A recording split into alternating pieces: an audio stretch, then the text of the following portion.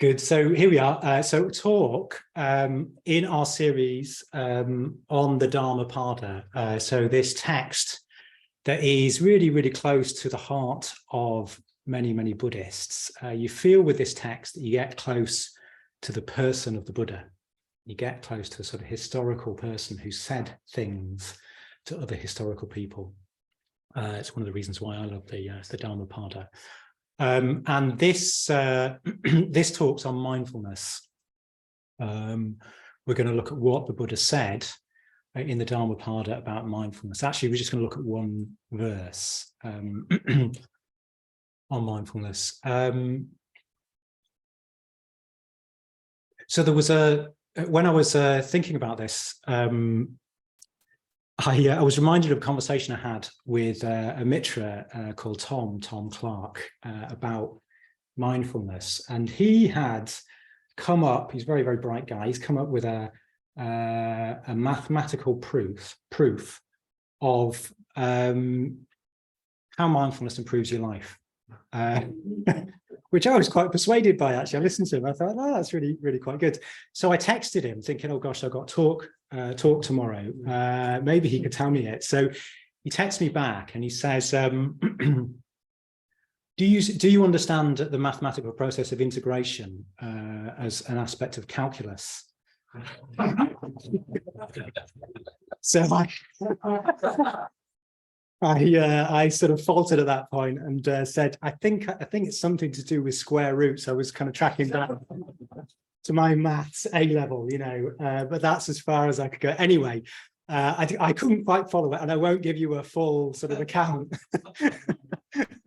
because I'll just confuse myself in the process. But he did say that I could give the gist of what he was saying, which I think is quite interesting, and it's based on the fact that that in life, so in an average day, we've got a whole series of decisions to make. Actually, a lot of decisions, haven't we? We don't think of it in that way, but he said maybe 10,000 decisions in a day.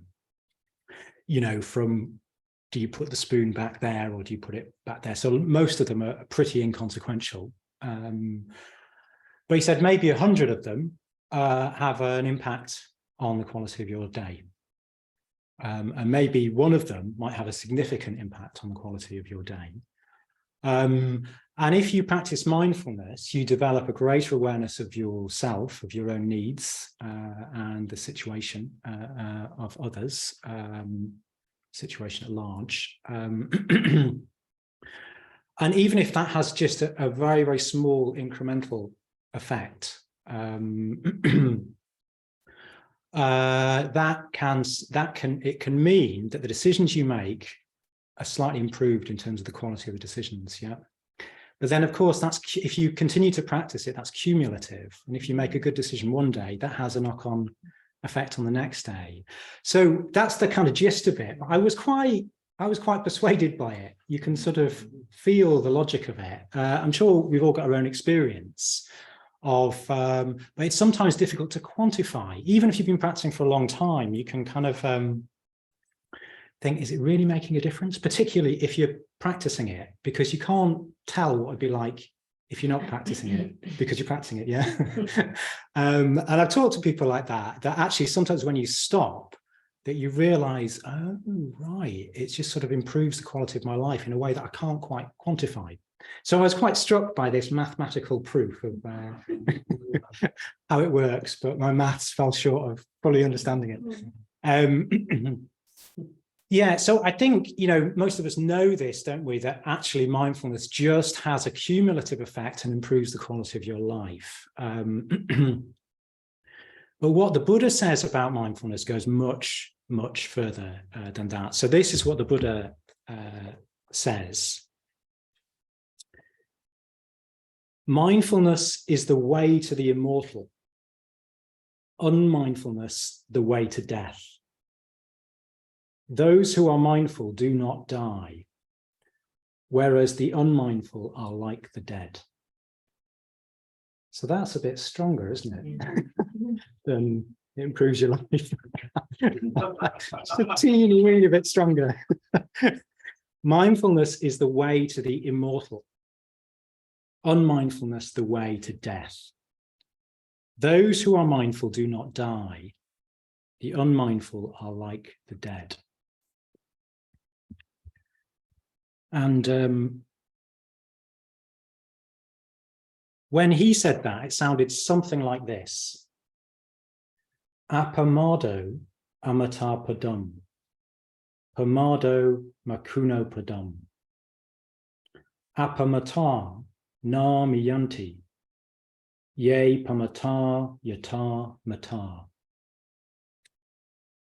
It's just good to hear the sound, isn't it? The sound of what it's actually in Pali, which probably wasn't the Buddha, the language the Buddha spoke, but it's close to it. So it sounded something like that. And no doubt that kind of hit home for people then, just as reading that verse sort of hits quite hard, doesn't it? It's quite sort of hard, perhaps isn't quite the right word, but it hits home, doesn't it? So what I want to explore is what on earth is being said there? In what way does mindfulness, is mindfulness the way to the immortal? And in what way is unmindfulness the way to death? Yep, it's saying something pretty existential, isn't it? Pretty crucial about mindfulness. So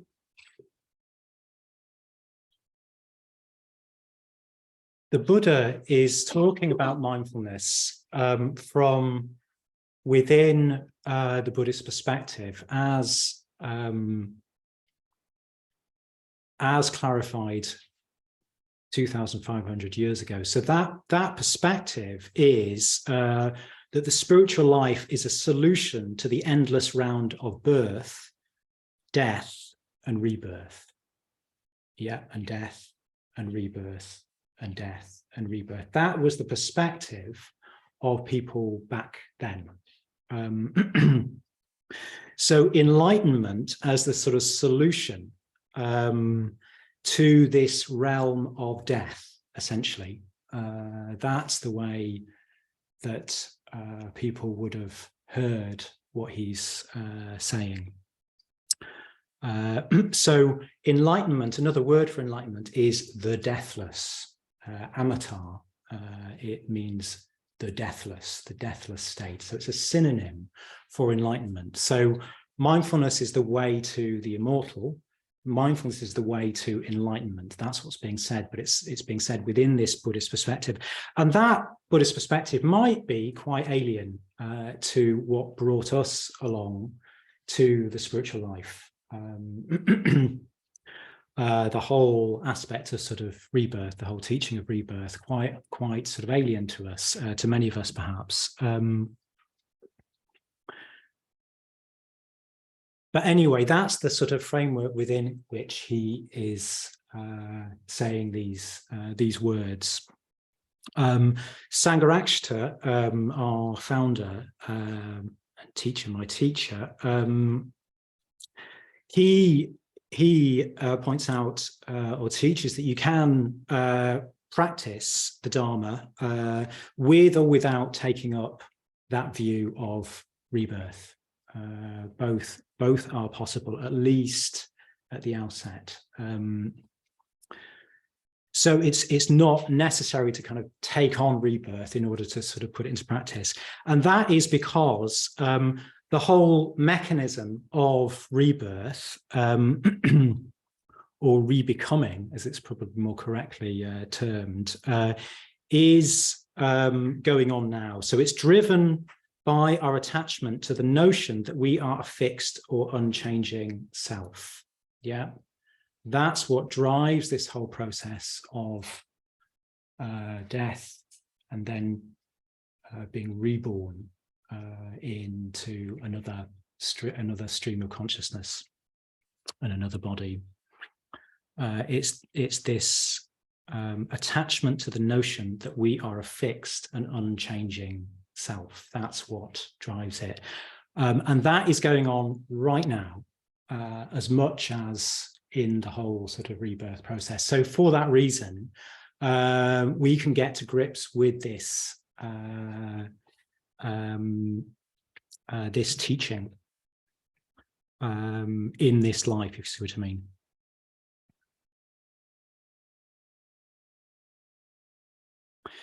So I'm sure most of us have heard of this, the Anatman teaching, the no self teaching, but it can be easy to sort of misunderstand it, to think that it means that we just, you know, we're not really here or something like that. That's not what's being said.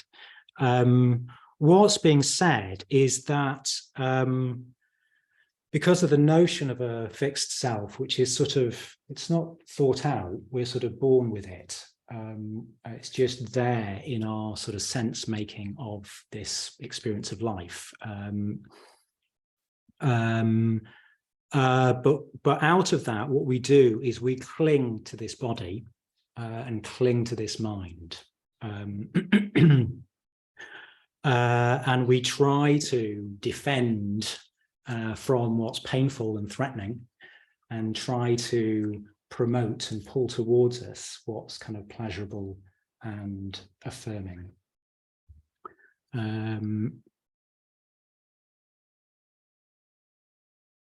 So that's the force that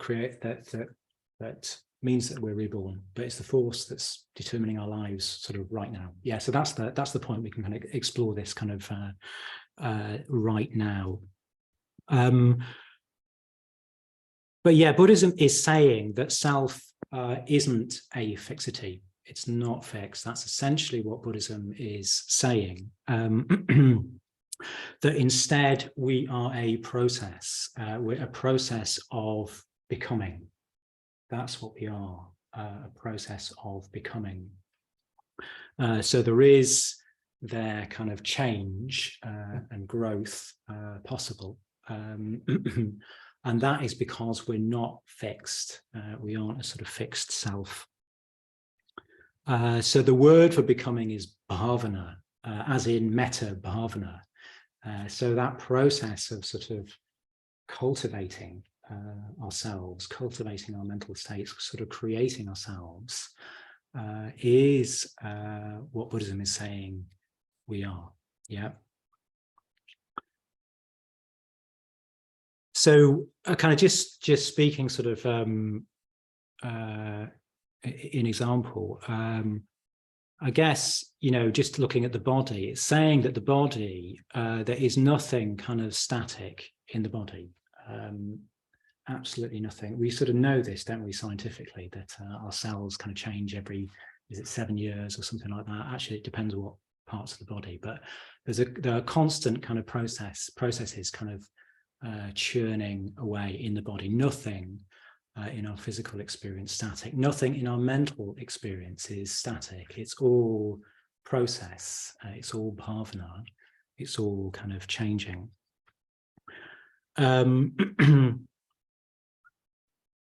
But we don't think that, do we? At least maybe we do for a bit, and then we drop it. We think that we're basically me. You know, we basically are the same. I've got my ups and downs, but that's just the sort of margin of change in essentially what's me, what's kind of not really changing. If we're honest with ourselves, most of the time that's how we relate to ourselves. Even it might even be even more firmed up than that at times. I'm sure it is. Yeah, so perhaps just unfolding this a little bit more, this bhavana, this this becoming. If we look at it in terms of our actions of body, speech, and mind. So if you think a particular thought, maybe in relation to somebody else, you think a sort of grotty thought in relation to them, you know, they're like that. The next time you see them, there's a tendency to think that thought, isn't there? So our actions lead to a tendency. They develop a tendency. And then our tendencies, if we continue to act on that, they become a habit. Every time that person turns up, you know, or you're not even kind of thinking it consciously. It's just, you know, there's a kind of habit of seeing them, a habit of perceiving them has already started to establish, and that habit hardens further into a character. We become the sort of person that doesn't like those types of people. Yeah, whether they're actually that type of people or not is a different matter, you know, but we think they are.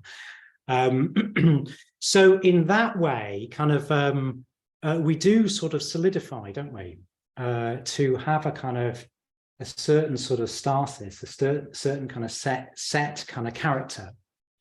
And the thing is, the more we do that, the more firm, the more hardened our sense of self becomes. Yeah. So it's in that way that we start to feel more and more convinced that we are fixed, that we can't change.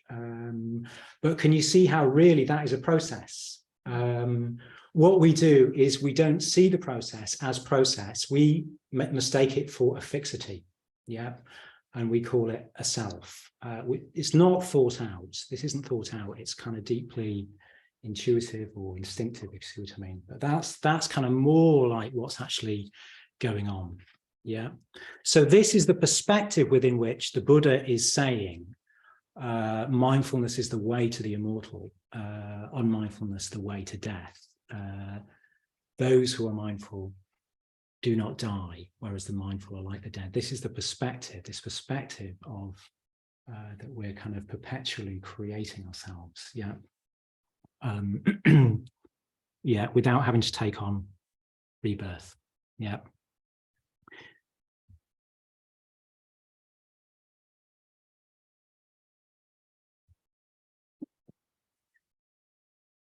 So what's also true with that little, you know, action, tendency, habit, character, life, is that we can change it.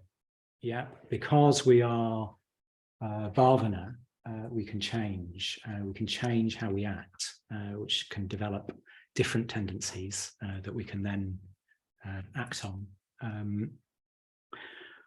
Yeah, so instead of sort of acting out of sort of narrow self-concern, which will be our unconscious tendency, those are the sort of deep-seated tendencies that we are born with, as well as this notion of self. Yeah, as I've already said. So instead of acting automatically out of that kind of natural narrow self-concern, we can become aware that we are a bhavana, we are a becoming, and we can choose to act from values instead. Yeah, so that's essentially the perspective, the Buddhist perspective, kind of shorn of rebirth.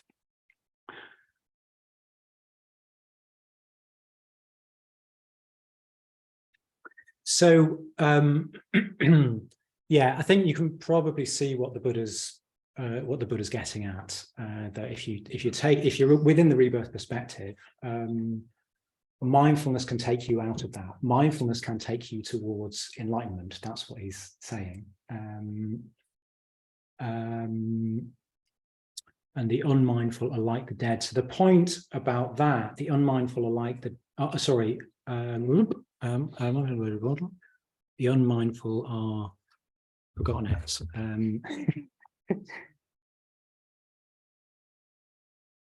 Unmindfulness, the way to death. That's right. Unmindfulness is the way to death. So the point about that is that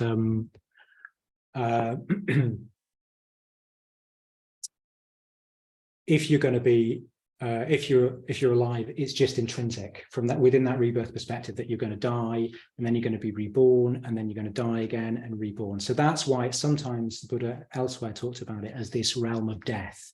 It sounds a bit sort of heavy metal, doesn't it? But do you get the point? That was actually the way people saw it. That was the perspective of people apparently back then. So that was a very persuasive sort of motive to engage with the spiritual life, that we're just going to keep dying and reborn and dying and reborn. Anyway, so those are the first two the first two lines, or the first line, and what's being said. But then he goes on to say, well, I want to take the last bit, the unmindful are like the dead. That's an extraordinary statement, isn't it? The unmindful are like the dead. So that is talking about this life, isn't it? That's not talking about what happens if you're reborn. It's talking about this life. The unmindful who are around now are like the dead. Very, very strong statement. So in order to explore that, I want to unfold a bit. What is this word mindfulness, and how do we develop it? So the word that the Buddha uses is apamada, that's being translated as mindfulness, apamada or apramada in Sanskrit. And a is a negative, a not. So pamada means heedlessness, or even intoxication, apparently. So apamada therefore means non-heedlessness. But it's a positive state. Non-heedlessness is a kind of negative, isn't it? But to them, it would have sounded like a positive. That would have indicated a positive state. So Sangharakshita translates it as mindfulness. It can be translated as vigilance. So it's this kind of guarding of the mind. That's another way it's talked about.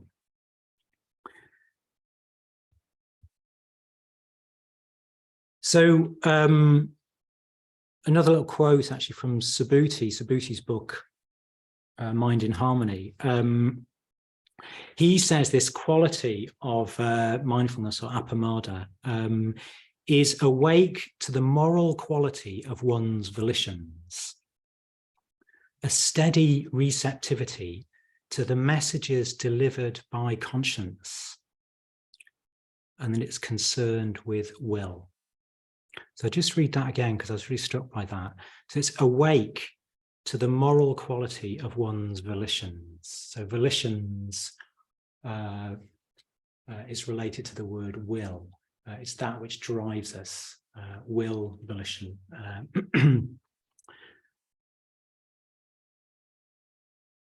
Awake to the moral quality of one's volitions, a steady receptivity to the messages delivered by conscience, and it's concerned with will. So how aware are we of our volitions?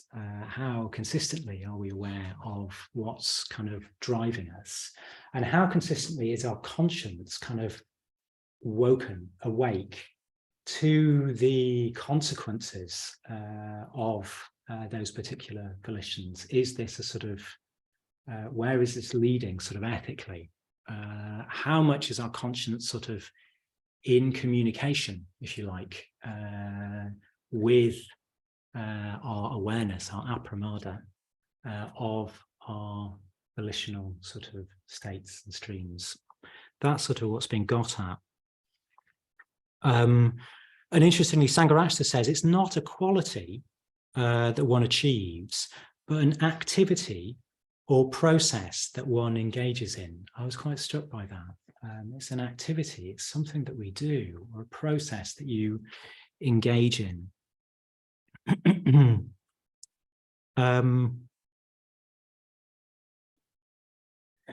So, yeah, you get the idea that there we are, you know, in the morning, doing our mindfulness of breathing, and you do, even if it's an awful mindfulness of breathing, you do at least become a bit more aware, don't you, of what's driving you,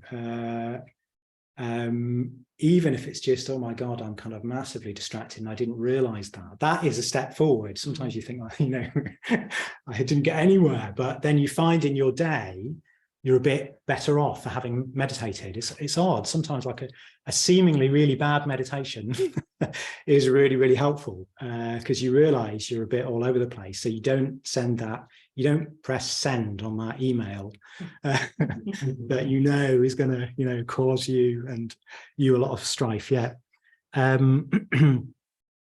So yeah, we're just starting to bring awareness into what's driving us, into our drives, our volitional sort of stream, and bring some of that. It's a lovely word, conscience, isn't it? I love that word, conscience. We've got this innate sort of capacity to sort of know what's the sort of ethical status of this. It's often dulled and we're out of touch with it, but when it's alive, we can kind of know this is going the wrong way.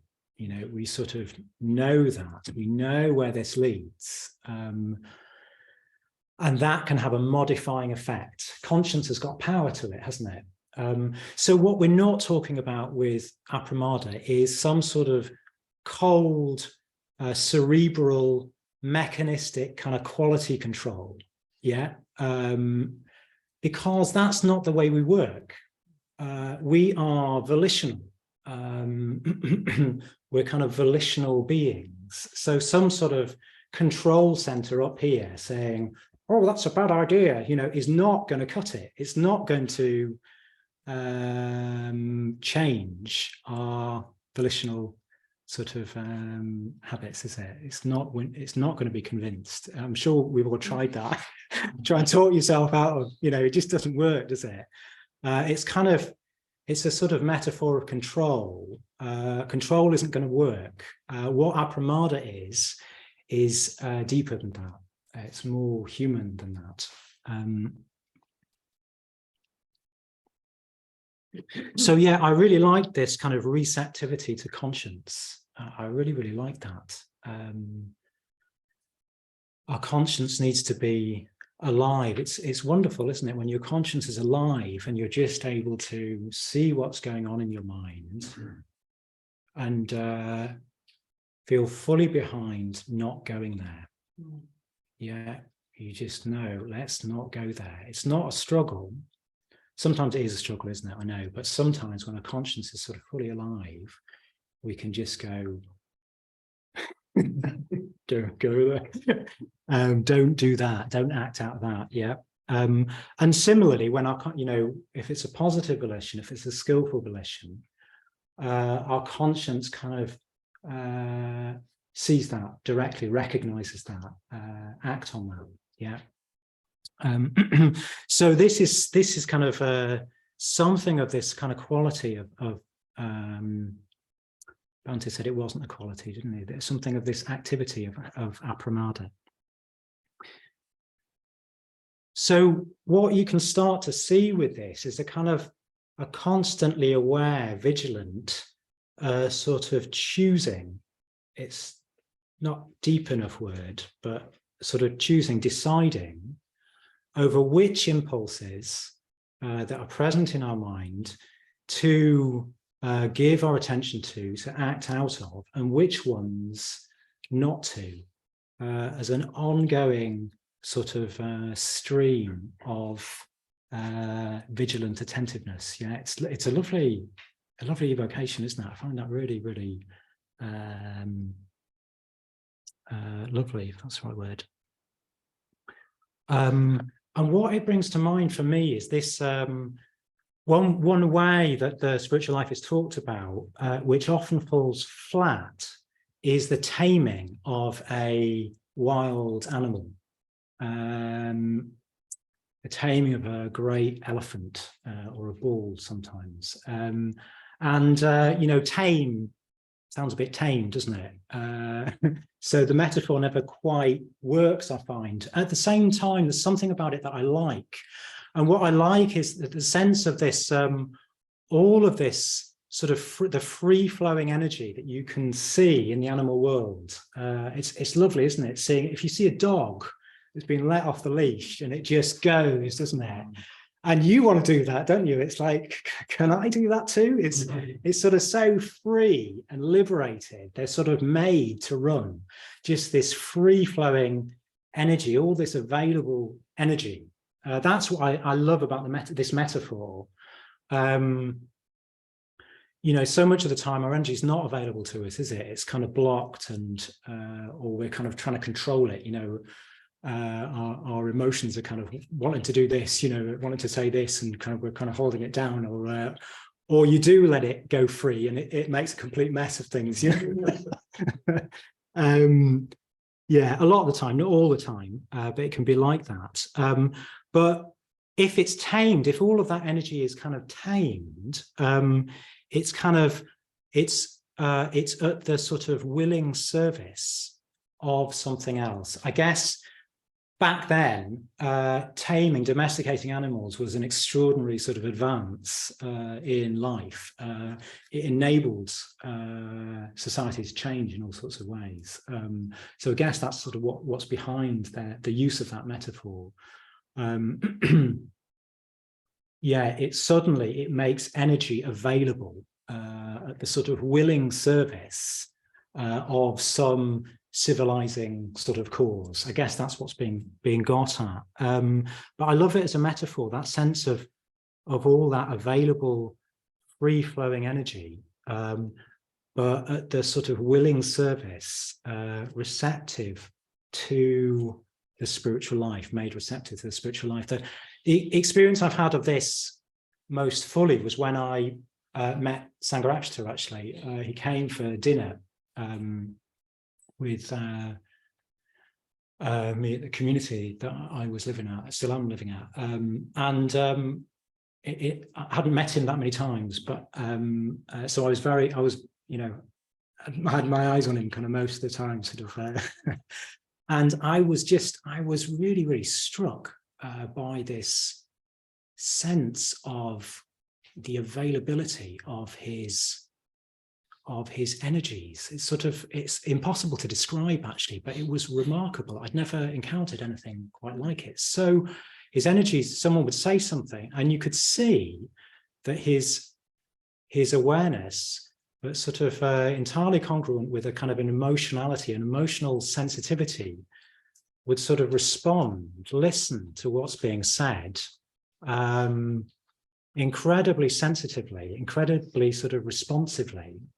But what was then really remarkable was that you could see there was some process of deliberation, and then the energy would sort of just as freely and easily sort of return. He wouldn't say something, or he would say something, but it was like the energy was entirely sort of at the service, entirely sort of receptive to this kind of appramada, this sort of aliveness to the sort of volitional, what was the word? The moral quality of one's volitions. And what that enabled was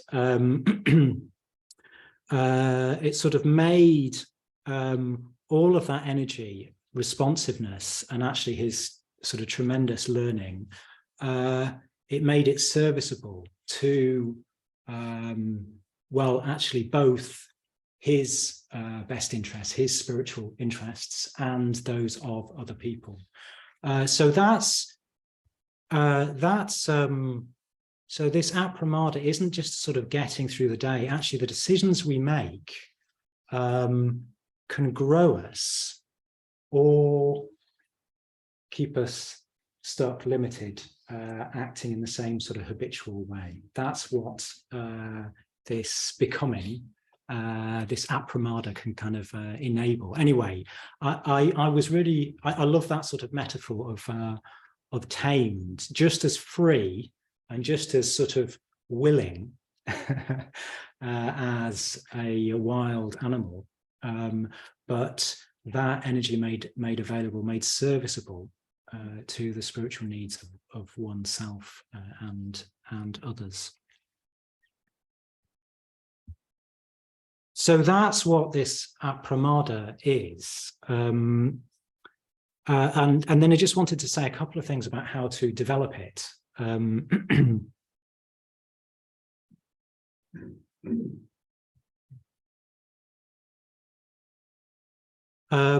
So, yeah, in order to develop it, we need supportive practices. So I've talked about, sort of habitual, automatic living as being a way of stuck. At the same time, you don't want to throw out what are sometimes called positive habits or supportive routines, like meditating every morning, for example, because that's habitual. So, yeah, just to make that distinction, that actually what we need often is kind of supportive habits, supportive practices, rather, even supportive routines, even kind of short-term goals. So a little example of that is doing the Life with Full Attention course, mindfulness course. One of the things we invite people to do is to reduce input. So things like kind of take on to turn off all technology by 9:30. So that becomes your little supportive routine.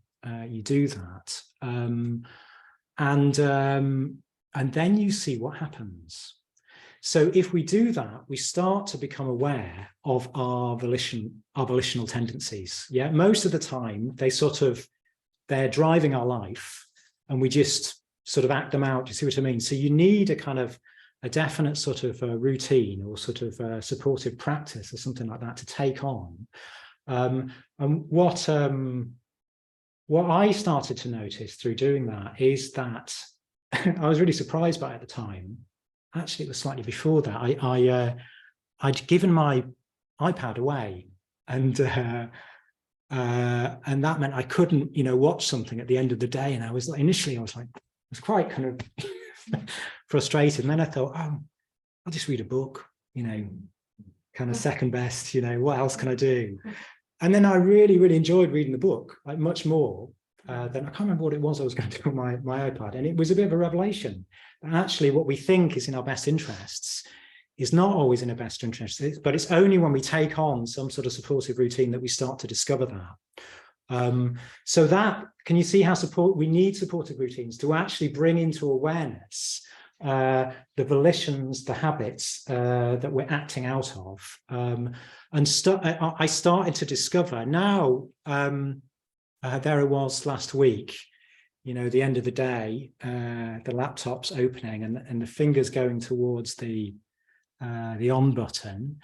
I'm dimly aware of this peripheral feeling that maybe this isn't actually quite going to do it, what I'm looking for.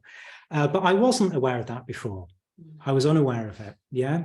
So we need supportive routines. We need to sort of challenge ourselves, short-term goal, in order to bring into awareness those sort of little responses of, is it conscience? It probably is actually, that actually this isn't going to do it. But we're volitional. So I allow myself I can't just close it. I'm aware of, this process of kind of moving towards this. But if I listen to that other feeling, I then manage to keep the computer open and pick up a book and start reading it. And then I'm really enjoying it and the computer can be closed. That's actually because otherwise you kind of, if we're too controlling, actually that's fine. We're going to be too controlling at times. But you kind of shut off part of your experience. You sort of divide, you know what I mean? If you get into that kind of controlling. So we can't, instead, this appramada is more alive. It's more sort of the nature of that sort of free-flowing sort of dog running in the park sort of state. So that's one thing. We need kind of supportive practices or routines or kind of short-term goals. And then the other thing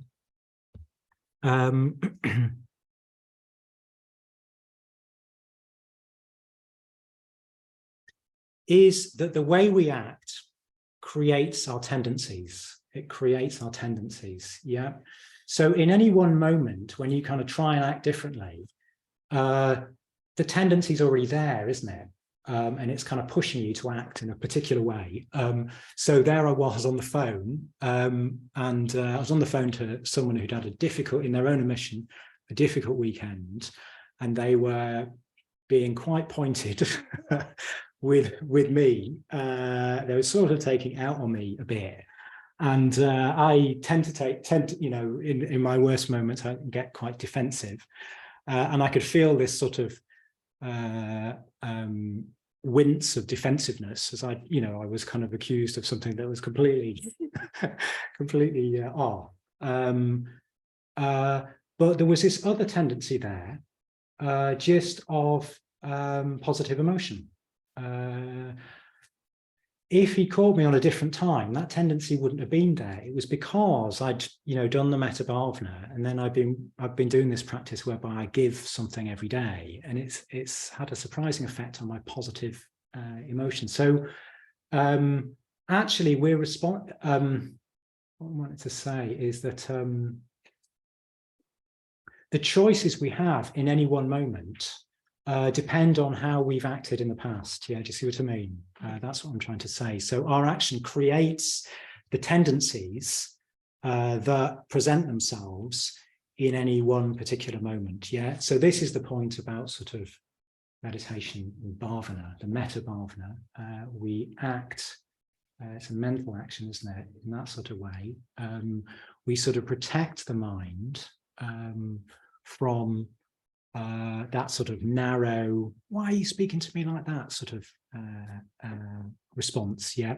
So the noose of self, if we act out of self and self-protection, it tightens around the sort of choices we have, the tendencies we have. They narrow down. But instead, if we act in a more generous kind of way, the available tendencies that we can act on, the responses we can act on, start to sort of open up. So actually, it was a wonderful moment. It was so out of order, but I was just able not to react. That's too negative. I was able to feel for them. I felt really, really alive. That's what I felt. I felt I'm sort of really living here. I'm doing what is to the greatest spiritual benefit to my own growth. And I'm also responsive to what's in their best interest. And I just felt fully alive. And I think that's what's being got at, that the unmindful are like the dead. When we're unmindful, we act habitually, automatically, that knee-jerk sort of reaction, don't we? And it feels dead, doesn't it? We feel dead. You go away thinking, why did I, that was useless, or kind of justifying. All of that sort of habitual action is just from the past. That's the way we've always acted in that situation. It's built in the past. I got defensive for years, so that's what I'm going to do now. That's basically what it is. And it feels like so stuck, so dead, and so much in contrast with that moment when we can actually sort of act from within our own sort of, from our own values, if you like. So I felt in that moment, I felt more alive than I'd felt sort of all day. So I think that's what's been got at with the unmindful are like the dead. You sort of know what it feels like, don't you? It's very, very strong language, but you know what's being got at. So what I thought I wanted to throw out to you, and then maybe we'll come back, is what little, you don't have to follow through on this, but just as an exercise, what little supportive practice could help you to bring more awareness into your mind stream. Yeah. So things like at the end of the day, 9:30 curfew, that sort of thing. What sort of sort of little sort of goal for this week, as I say, you don't have to take it on, but see, you might want to, could help you develop just a bit more appramada, a bit more awareness of your mind stream, and out of that can arise this sensitivity of conscience. Start to discover that it's not in your best interest anyway to act like that. Yeah, that's what I thought. That's what I thought I'd throw back on you. So if you just want to turn to your partner and just explore that a little bit, what could you do? What could your partner do? Let's just give it sort of 6 minutes, 3 minutes each way, and just see what comes out of that. Okay, I hope that was a useful exercise. Probably more to do. Yeah, but if you want to do, take that on, take it up, and see if that supports mindfulness, supports appramada. And just as we come to the end of the evening, I just wanted to finish off the last sentence. Those who are mindful do not die. Those who are mindful do not die. Yes, we do. What does that mean? Those who are mindful do not die. So with the notion of a fixed self, we grasp this body as me or mine, and that will die. That body, this body will die. And that's true for a Buddha too. The Buddha's body too died. But the Buddha is not under the illusion of that body being him. That's what's different. The Buddha knew it to be a process and was not identified with it. He knew it's not him. So whatever the Buddha is, whatever the Buddha was or is, does not die with that body. That's kind of what's being said. And the Buddha actually refused to say anything about what that was. Yeah, he said it's not possible to talk about, there are no words to say what happens to a Buddha at the end of his body. So that's what's being said. So kind of panning back, we can see how the more we practice appramada, more and more, if you can imagine that our practice is fitful, isn't it? A bit here and then get a bit more in it. But if you can imagine practicing that intensively, constantly, all the time, the more that this notion of a fixed self is eroded by the flow of life, by the flow of experience, till that notion of self dies completely and finally to that flow. That's sort of what's being said. So what I thought we could do is just, I'll just read the verse and then we'll just sit in silence just for a minute, because there's nothing more to say.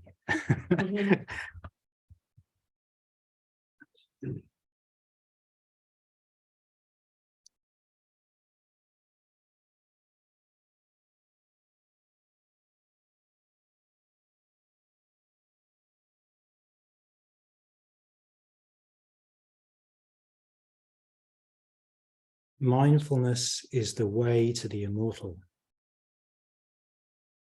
Unmindfulness, the way to death.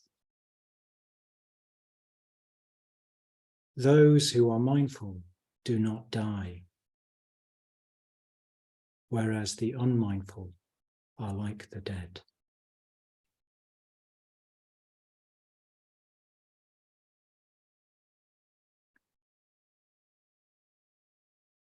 Mindfulness is the way to the immortal. Unmindfulness, the way to death. Those who are mindful do not die, whereas the unmindful are like the dead.